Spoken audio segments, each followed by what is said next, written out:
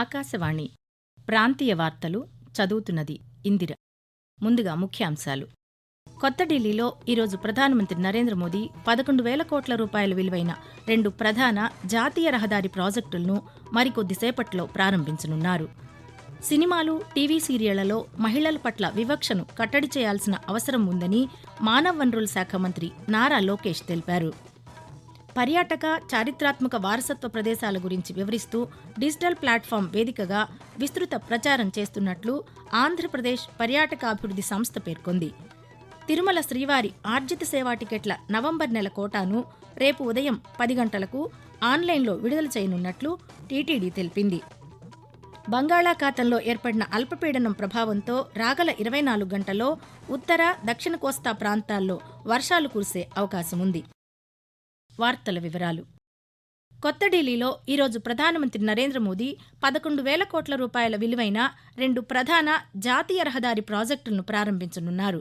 ఢిల్లీ, దాని పరిసర ప్రాంతాల్లో రహదారుల అనుసంధానం మెరుగుపరచడం, ప్రయాణ సమయాన్ని తగ్గించడం, ట్రాఫిక్ సమస్యను తగ్గించే లక్ష్యంతో ఈ ప్రాజెక్టులను మరికొద్దిసేపట్లో ప్రారంభించనున్నారు. సినిమాలు, టీవీ సీరియళ్లలో మహిళల పట్ల వివక్షను కట్టడి చేయాల్సిన అవసరం ఉందని మంత్రి నారా లోకేష్ తెలిపారు. లింగ వివక్ష, అవమానకరమైన సంభాషణలను నియంత్రించాలని సామాజిక మాధ్యమం వేదికగా పేర్కొన్నారు. మహిళల పట్ల గౌరవం నిజమైన నాగరిక సమాజానికి పునాది అని తెలిపారు. పిల్లలకు విలువలు నేర్పే విధంగా సినిమాలు, సీరియళ్లు ఉండాలని కోరారు. ఉమ్మడి అనంతపురం జిల్లాలో విస్తృతంగా వర్షాలు కురుస్తున్న నేపథ్యంలో ప్రజలు సీజనల్ వ్యాధులు రాకుండా జాగ్రత్తలు తీసుకోవాలని జిల్లా మలేరియా నివారణ అధికారి డాక్టర్ ఓబులు తెలిపారు. ఈ సందర్భంగా పాత్రికేయులతో మాట్లాడుతూ వర్షాల కారణంగా నివాస ప్రాంతాల్లో నీరు నిల్వ ఉండకుండా చర్యలు తీసుకోవాలన్నారు. దోమల నివారణకు ప్రభుత్వం చర్యలు తీసుకుంటుందని, ఫాగింగ్, ఫ్రైడే డ్రైడే లాంటి కార్యక్రమాలు నిర్వహిస్తోందని వెల్లడిస్తూ దోమల ద్వారా వచ్చేటటువంటి వ్యాధులకు సంబంధించి డెంగ్యూ, మలేరియా, చికెన్ గునియా, మొదటివాపు, ఎల్లో ఫీవర్ ఇలా 5 రకాల వ్యాధులు దోమల ద్వారానే వస్తాయి.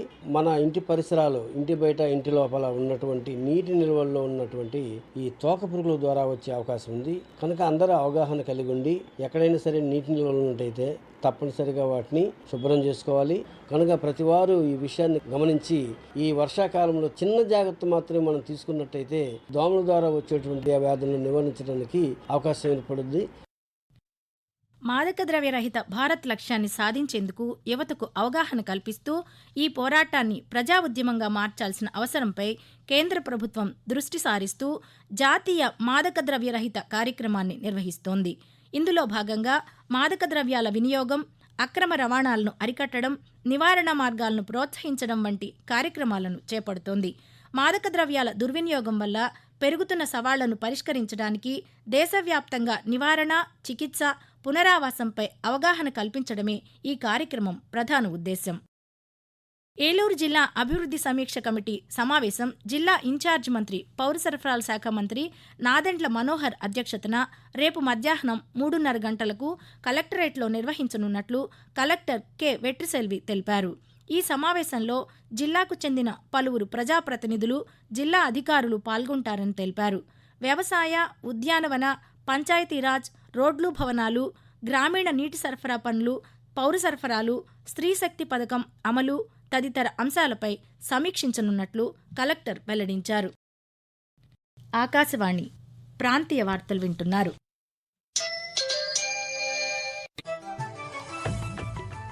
నిరంతర వార్తా విశేషాల కోసం ఆకాశవాణి సామాజిక మాధ్యమ వేదికలైన న్యూస్ ఆన్ ఎయిర్ యూట్యూబ్ ఛానల్ను, newsonair.gov.in వెబ్సైట్ను, ట్విట్టర్లో ఆల్ ఇండియా రేడియో న్యూస్ ను వీక్షించండి. తెలుగు ప్రాంతీయ వార్తా విశేషాల కోసం ఆకాశవాణి న్యూస్ విజయవాడ మరియు Akashvani news Visakhapatnam YouTube channels ను వీక్షించండి.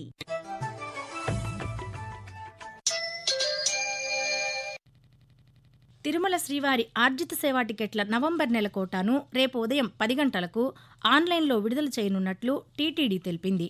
కళ్యాణోత్సవం, ఊంజల్ సేవ, ఆర్జిత బ్రహ్మోత్సవం, సహస్ర దీపాలంకార సేవ టికెట్లు, వర్చువల్ సేవలు, వాటి దర్శన స్లాట్లను విడుదల చేయనున్నట్లు టీటీడీ ఒక ప్రకటనలో పేర్కొంది. అలాగే ఈ నెల 23న అంగప్రదక్షిణం టోకెన్లు, శ్రీవాణి ట్రస్ట్ టికెట్లు, అదే రోజు మధ్యాహ్నం 3 గంటలకు వయోవృద్ధులు, దివ్యాంగులు, దీర్ఘకాలిక వ్యాధులున్నవారు తిరుమల శ్రీవారిని దర్శించుకునేందుకు వీలుగా ఉచిత ప్రత్యేక దర్శనం టోకెన్ల కోటాను, 25న ప్రత్యేక ప్రవేశ దర్శన టికెట్ల కోటాను, అదే రోజు మధ్యాహ్నం 3 గంటలకు తిరుమల తిరుపతిలోని గదుల కోటాను ఆన్లైన్లో విడుదల చేస్తున్నట్లు తెలిపింది. భక్తులు ఈ విషయాన్ని గమనించి టీటీడీ అధికారిక వెబ్సైట్ ద్వారానే శ్రీవారి ఆర్జిత సేవలు, దర్శన టికెట్లు బుక్ చేసుకోవాలని సూచించింది.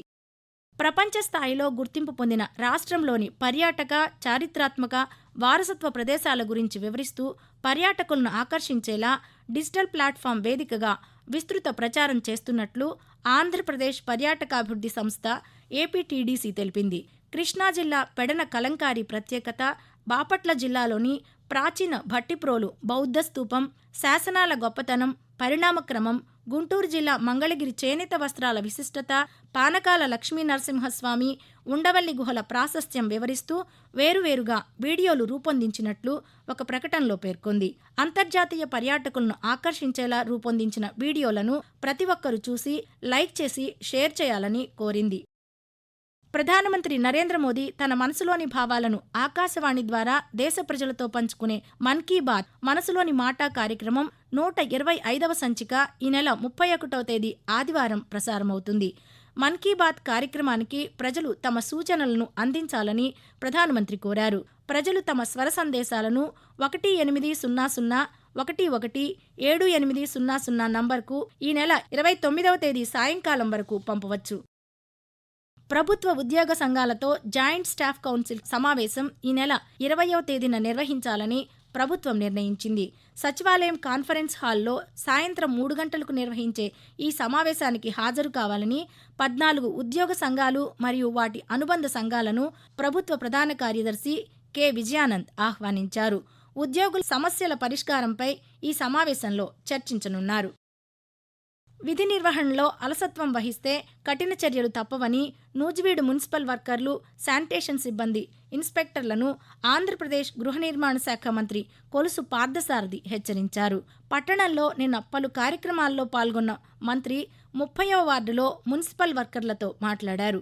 పట్టణంలో ఎక్కడికి వెళ్లినా పారిశుద్ధ్య సమస్యలపై అనేక ఫిర్యాదులు అందుతున్నాయని, సక్రమంగా విధులు నిర్వహించకపోతే విధుల్లోంచి తొలగించేందుకు వెనకాడేది లేదని హెచ్చరించారు. కొండవీటి వాగుకు వస్తున్న వరద నీటిని కృష్ణానదిలోకి వేగంగా పంపించే చర్యలను ముమ్మరం చేయాలని అమరావతి అభివృద్ధి సంస్థ ADC chairperson D. Lakshmi Parthasarathi అధికారులను ఆదేశించారు. వివిధ రోడ్ల మధ్య ఉన్న 5 కల్వర్టుల్లో పూడిక తీసి నీటిని దిగువకు పంపే పనులను ఆమె నిన్న పరిశీలించారు. కొండవీటి వాగులో నీటిని కృష్ణానదిలోకి పంపించే ప్రక్రియ వేగవంతం చేసేందుకు అధికారులు యుద్ధ ప్రాతిపదికన చర్యలు చేపట్టాలని సూచించారు. వాతావరణం. దక్షిణ ఒడిశా, ఉత్తరాంధ్రప్రదేశ్ ప్రాంతాలలో అల్పపీడనానికి అనుబంధంగా ఏర్పడిన ఉపరితల ఆవర్తనం ఛత్తీస్గఢ్, దాని పరిసర ప్రాంతాల్లో కొనసాగుతోందని అమరావతిలోని వాతావరణ కేంద్రం తెలిపింది. దీని ప్రభావంతో రాష్ట్రంలోని పలు జిల్లాల్లో తేలికపాటి నుంచి ఒక మోస్తరు వర్షాలు కురిసే అవకాశం ఉందని వాతావరణ శాఖ అధికారి జి. లక్ష్మి వివరిస్తూ, ఉత్తర కోస్తా ఆంధ్రప్రదేశ్ మరియు యానాము ఈ రోజు తేలికపాటి నుంచి ఒక మోస్తరు వర్షాలు లేదా ఉరుములతో కూడిన జల్లులు చాలా చోట్ల కురిసే అవకాశం ఉంది. భారీ నుండి అతి భారీ వర్షాలు 1 లేదా 2 చోట్ల కురిసే అవకాశం ఉంది. దక్షిణ కోస్తా ఆంధ్రప్రదేశ్ తేలికపాటి నుంచి ఒక మోస్తరు వర్షాలు లేదా ఉరుములతో కూడిన జల్లులు అనేక చోట్ల కురిసే అవకాశం ఉంది.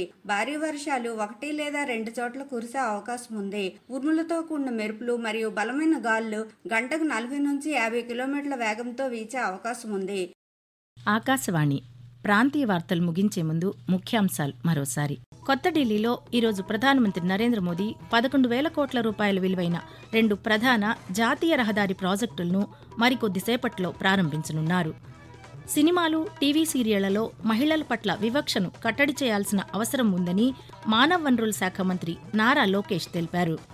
పర్యాటక, చారిత్రాత్మక వారసత్వ ప్రదేశాల గురించి వివరిస్తూ డిజిటల్ ప్లాట్ఫామ్ వేదికగా విస్తృత ప్రచారం చేస్తున్నట్లు ఆంధ్రప్రదేశ్ పర్యాటకాభివృద్ధి సంస్థ పేర్కొంది. ఆకాశవాణి ప్రాంతీయ వార్తలు ఇంతటితో సమాప్తం. తిరిగి సాయంత్రం 6 గంటల 10 నిమిషాలకు విశాఖపట్నం కేంద్రం నుంచి ప్రాంతీయ వార్తలు వింటారు.